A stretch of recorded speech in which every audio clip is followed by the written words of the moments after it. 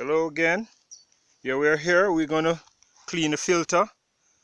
Right, this is how we clean the filter on a chainsaw. First, you pull this, you turn it.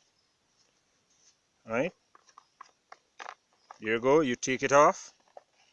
From there, right, you take off the filter. This is the filter. You can knock it. See it there, right? And you knock it off. Knock it. Take this off. You dust it off.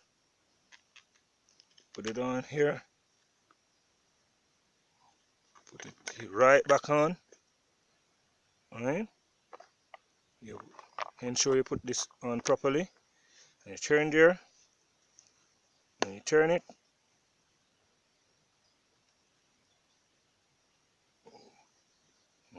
Yeah, that's it.